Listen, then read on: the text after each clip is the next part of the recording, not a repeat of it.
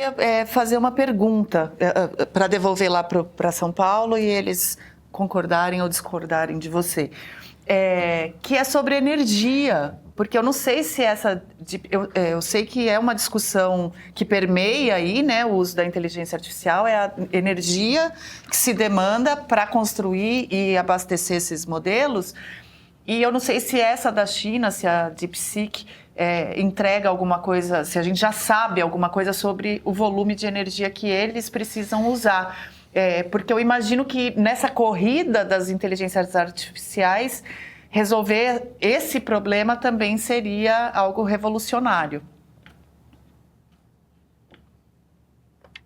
Quando a gente fala de custo mais baixo, em grande parte a gente está falando de custo de energia, de eletricidade, né? Não é só a placa. Basicamente, ela gasta menos energia. Então, quanto mais eficiente o modelo, menos energia ele gasta. Então, os modelos os modelos do DeepSeek são mais eficientes, gastam menos energia. E outro dado interessante é que o grid elétrico da China está limpando muito mais rápido que o Ocidente. Assim, para ter um exemplo, ano passado a China aumentou a quantidade de energia solar no grid em mais de 200 gigawatts. Ela fez 15 Itaipus extras de capacidade de energia solar só no último ano. Então, não só o modelo chinês é mais eficiente, portanto, mais eletricamente sustentável, onde ele roda, a matriz é mais limpa. Por isso existe uma certa briga dos gigantes de tecnologia para instalarem os data centers em lugares que usem eletricidade menos suja. Por exemplo, quando o Google anunciou meses atrás que vai fazer o data center no Uruguai, ele escolheu o Uruguai porque era 90% ou energia eólica ou hidrelétrica. Então, existe esse incentivo para se gastar menos eletricidade.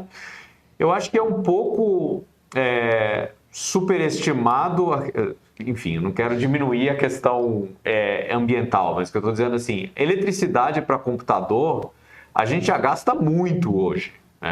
Então, o adicional de IA existe, beleza, mas eu acho que existe um certo exagero, né, um pouco do que é falado, porque o baseline já é enorme. Mas, de qualquer forma, o que eu acho que é relevante é que a gente já está criando modelos mais eficientes, e modelos mais eficientes significam também que gastam menos eletricidade. E voltando à questão rapidamente o avanço do DeepSeek, né, de um modelo mais eficiente, significou também que o investimento gigantesco do Stargate, lembra que os 500 bilhões de dólares eram em enorme parte para construir usina, inclusive nuclear, ou, enfim, termoelétrica, outras coisas. Não é só data center, energia para data center estava na conta. Se você olhar as quedas da Nasdaq ontem, né, as quedas maiores não foram da NVIDIA, foram de empresas de eletricidade, de energia, né, caíram mais de 20% num dia só. Então, existe essa coisa, opa, talvez a gente não precise de tudo isso. Então, acho que é um detalhe muito bem lembrado pela Flávia. E voltando só ao que o Pedro falou, concordo 100% de que eu acho que todo mundo devia, pelo menos, experimentar a IA. Tem um pesquisador que eu gosto muito chamado Ethan Mollick, que ele escreveu um dos meus melhores livros sobre IA, chama Cointelligence, que o primeiro mandamento dele é tipo, sempre traga IA para a mesa.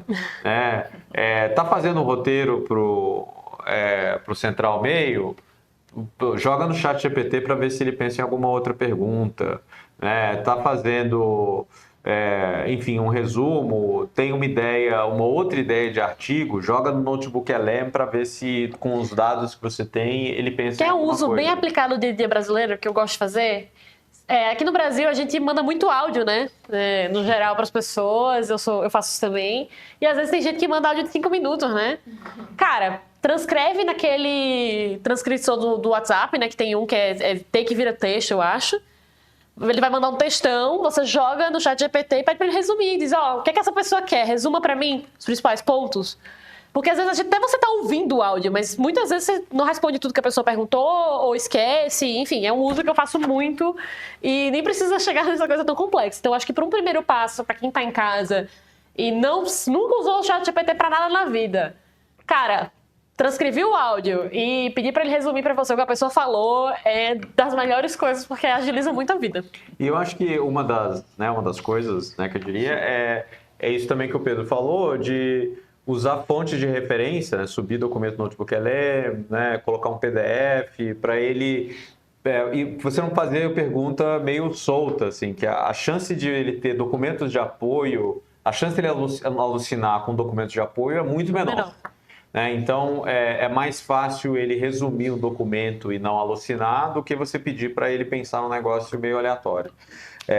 Mas eu concordo, eu acho que as pessoas que têm uma boa capacidade, um bom conhecimento, têm a chance de usar melhor, porque elas vão saber quando a IA está errando e em quais tarefas ela vai ser mais útil, são tarefas repetitivas, etc. Então, eu acho que as pessoas muito boas vão ficar ainda mais produtivas, mas é possível que a distância entre um programador medíocre e um mediano diminua. Então, existe um premium para os melhores. E por último, eu queria destacar que eu acho que existe um fator democratizante da IA que não pode ser relevado, assim. Ao contrário de outras tecnologias, a disponibilidade da IA é muito mais democrática, né? Você pensa, o computador, todo mundo sabia quando o computador foi criado que ele ia ajudar muito a acelerar vários processos. Mas só uma ínfima minoria das pessoas tinham acesso ao computador. Mesmo a internet, demorou muito para popularizar a internet, o celular e tal. O ChatGPT do dia para a noite, todo mundo tinha acesso a uma tecnologia incrível, assim. Então, eu acho que a chance das pessoas fazerem coisas interessantes com IA está só começando. E ela acaba derrubando uma barreira técnica no sentido de que se você hoje em dia tem um bom olho de design, eu concordo com você, né? Um designer bom vai usar IA melhor. Às vezes você tem um bom olho de design, mas você não tem talento ou paciência para mexer no Figma, no Illustrator, no Photoshop, a IA vai te ajudar. Da mesma forma que pessoas que eram muito boas, tinham um bom olhar fotográfico, mas não tinham capacidade de comprar uma câmera, equipamento, passou a postar as fotos no Instagram. Então, a gente tem... quando a gente democratiza o acesso às ferramentas, a gente, em alguma medida, aumenta a capacidade de pessoas criativas, porém não excelentes tecnicamente, a florescerem. Ou até excelentes tecnicamente, mas sem os recursos físicos e materiais para alcançar aquilo ali, né? Imagina. Exatamente. Música mesmo. Eu, por exemplo... Eu acho que eu tenho alguma sensibilidade musical e algum gosto e tal. Eu sou capaz de, via prompts decentes e cantarolando melodia, fazer músicas que eu considero boas, né, com IA, sem dedilhar nada. Canta aí, então, eu acho que a gente vai ver cada vez mais disso. Canta aí. Eu compartilho depois. Eu uso o Suno, depois que eles lançaram a versão 4. É animal. Você sobe, você cantarola uma melodia que você acha legal, de referência, e ele vai fazendo e você vai direcionando. Eu acho que vai ser possível você ser mais diretor da IA. Então... Será que nas próximas eleições a gente já vai ter jingle feito por IA? Teve muito. Nessa última agora teve um monte de jingle. Foi o principal uso de IA nessas últimas eleições, foi jingles.